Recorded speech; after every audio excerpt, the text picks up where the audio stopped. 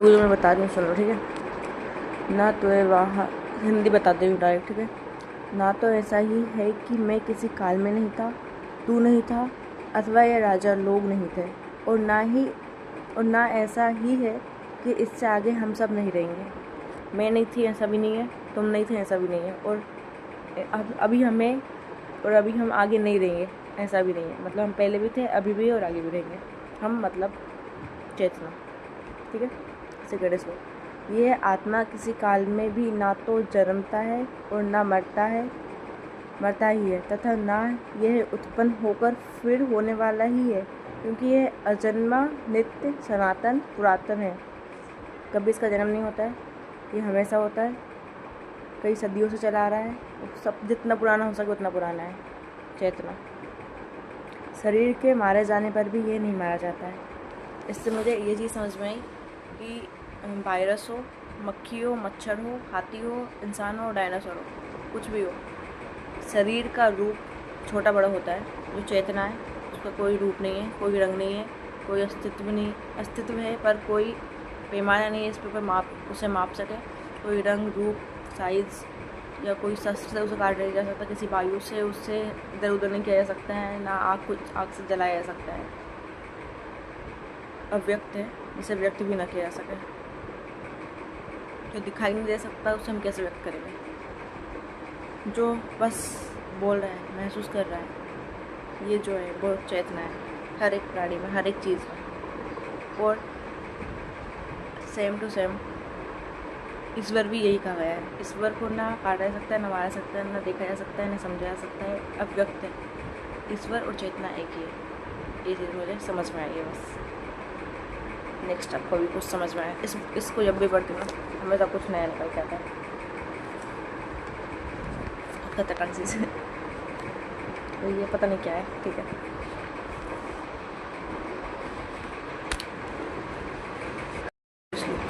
क्योंकि ये आत्मा अच्छेद्य है, ये आत्मा अदा है, अकलेज्ञ है और निसंदेह अशोक्य है, तथा यह आत्मा नित्य, सर्वव्यापी, अचल, स्थिर रहने वाला और सनातन है। मतलब कि अगर ये इसका ना जन्म होता है, ना वर्तमान है, ना मतलब इसका ना जन्म होता है, ना मृत्यु होती है। मतलब ये अगर हमेशा है, तो अगर हम बोलेंगे हम हमेशा है तो हम हमेशा प्रेजेंट ही है ना हमारे लिए फिर। तो अगर आत्मा हमेशा है तो हमेशा सिर्फ वर्तमान में है, ना भूत है उसका, ना भविष्य। Present, only present. ये चीज़ समझ में आई। हो सकता है गलत समझ रही हूँ, बट यही समझ में आ रहा है अभी तो गुड मॉर्निंग गाउस, 4 बज रहे हैं शाम के। गुड इवनिंग बोलना चाहिए। तो आज मैं 2 बजे सो के उठी थी और ओवर स्लीप हो गई आज, तो हो गई कुछ नहीं कर सकती। तो आज मैं पढ़ाई नहीं कर रही हूँ, आज मैं ये बुक पढ़ रही हूँ, माइंड गेम, और मेरा यूपीएससी का फॉर्म भर रही हूँ, ठीक है। पहले फॉर्म भरूँगी, उसके बाद ये बुक पढ़ूँगी और कोशिश करूँगी इसे पूरा ख़त्म कर दूँ। इसमें आप कितने पेज हैं, 2 मिनट मैं देख लूँ। 309 पेज हो जाएंगे आराम से। तो इस बुक को आज मैं पढ़ रही हूँ, तो इससे क्या सीखूँगी वो भी बता दूँगी आपको लास्ट में वीडियो में, ठीक है। तब तक कोई वीडियो नहीं बनाऊँगी। फाइनली गाउस एक काम कंप्लीट हो चुका है। यूपीएससी का फॉर्म जैसे तैसे करके भर दिया। बहुत बड़ा था बट भर दिया। This is the art. तो बहुत मुश्किल से भरा है बट भरा है। इसमें एक मिस्टेक मैंने कर दी है बहुत बड़ी भी नहीं है। उसमें एक सेल्फ एम्प्लॉयड का था, तो मेरे नाम से एक दुकान खुली हुई है हमारी, ईट एंड पेस्टिसाइड्स की। तो उसमें जो डेट थी वो 2024 थी। मैंने गलती से 24 की जगह 23 लिख दिया, सबमिट हो गया। और मैंने बिल्कुल लास्ट में देखा उसको। कितनी बार उसमें पूछते हैं कि एक बार चेक कर लो, बार बार चेक करने के लिए बोलता है। हर बार चेक करा, सब सही लगा, बट लास्ट में वो डेट गड़बड़ हो गई। अब तो हो गया सबमिट, अब उसका कुछ नहीं किया जा सकता। हालांकि मेंस का अगर पीरियड निकल गया, जो कि निकलने से रहा लेकिन निकल गया, तो मेंस का जो होगा उसमें फिर वो चेंज हो सकता है। तो चलो ठीक है, एक काम हो गया। अब एक और बचा मुझे, वो बुक पढ़नी थी, वो बुक में पढ़ रही हूँ। उसे पढ़ कर मैं क्या कर लूँगी, इससे अच्छा मैं मेरा खुद का पढ़ लूँ यार। अब तो फॉर्म भी गया, पढ़ना ही पड़ेगा। हाँ तो मैं नहीं पढ़ रही, अब मैं नहीं पढ़ी वो बुक, क्या कर लूँगी उसको पढ़ के। माइंड गेम तो मेरे को तो पढ़ने में अपना खुद का ही पढ़ ले रही हूँ जो मुझे पढ़ना है, ठीक है। अभी चलती क्या पड़ती है उसके बाद बताती हूँ कितना पड़ा। मतलब चिपका दूँगी लास्ट में कितना पड़ा, कितने घंटे का। सुबह हो चुकी है और सुबह के 6:49 हो रहे हैं। और रात को मैंने सिर्फ आधे घंटे मैगज़ीन पढ़ी थी और कुछ उसके नोट्स भी बनाए थे, शॉर्ट नोट्स थोड़े बहुत। उसके अलावा मैंने बहुत सारी वीडियोस वगैरह देखी थी, बहुत सारी, तो लगभग 2 वीडियोस देखी मैंने। उसकी यार ज्योग्राफी एनसीईआरटी की। और मैंने इंडियन फॉरेस्ट सर्विस का भी भर दिया था फॉर्म, बस प्रीलिम्स का मैंने टिक कर दिया था। फिर उसके बाद फॉर्म भरते गए फिर उसमें ऑप्शनल सब्जेक्ट पूछा था, तो साइंस के सब्जेक्ट आए थे। मैंने हिस्ट्री और क्या फिजिक्स दोनों का ऊपर टिक कर दिया है, सबमिट कर दिया।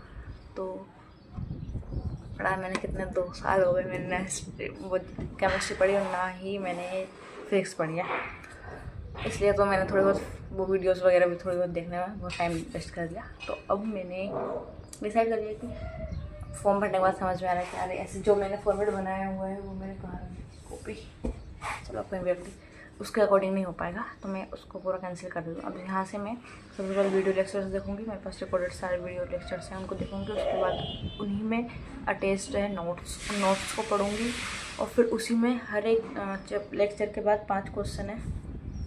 नींद आ रही है मेरे को इसलिए ऐसा हो रहा है, आँख में पानी आ रहा। तो हर एक लेक्चर रोशनी हो जाए जब चुभ रही है, तो हर एक लेक्चर में ना 5 क्वेश्चन है, तो मैं वीडियो लेक्चर देखूँगी, नोट्स पढ़ूँगी, 5 क्वेश्चन अटैम्प्ट करूँगी। इस तरीके से जितने भी है मेरे पास एनसीईआरटी की है, प्रहार बैच की भी मेरे पास पूरी वीडियोस, पूरी जीएस का और सीसेट का भी पूरा है और ऑप्शनल का भी है। सब कुछ मैं 3 महीने में ख़त्म करूँगी और इनके साथ साथ मैं ये सब नोट्स पढ़ूँगी, सब कुछ होता रहेगा। साथ साथ मैं पीवाईक्यू भी करूँगी। मेरे पास ये बुक है जो मैंने आपको बहुत स्टार्टिंग बताई थी, बोले थे कोई काम की नहीं है, बट ये बहुत काम की बुक है।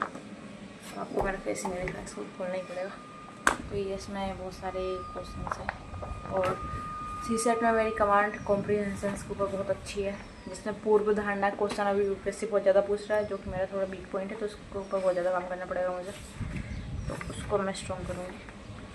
बाकी कैलकुलेशन उससे नहीं होती, मेरा मैथ्स जब भी मेरी कैलकुलेशन इतनी अच्छी नहीं है, इसलिए मैं मैथ्स को ज़्यादा हाथ नहीं लगाती, रीजनिंग कर लेती हूँ मैं आधा, रीजनिंग कॉम्प्रीहेंशन बस, थोड़ा बहुत 1-2 मैथ्स के बुक। इस तरीके से सी सेट पर तक किस तरह से कम्प्लीट हो जाएगा। बाकी वीवाईक्यू करेंगे, तो मुझे सेट क्या करना पड़ेगा, कुछ नहीं है, जैसे हो रहा है उसको होगा। और वीडियो सब नहीं डालूँगी सिर्फ या तो मैं क्या पढ़ रही हूँ वो चीज़ डाल सकती हूँ शॉर्ट्स में, या फिर ऐसे रिकॉर्ड करके पढ़ते हुए डाल सकती हूँ, या फिर करंट अफेयर के जो मैं नोट्स बना रही हूँ उन नोट्स को मैं बता सकती हूँ, ऐसा कुछ इन्फॉर्मेटिव ऐसा कुछ डालूँगी अगर डालूँगी तो। बाकी बाय बाय आप लोग, गुड मॉर्निंग, मेरी गुड नाइट, टाटा बाय नमस्कार, जय हिंद।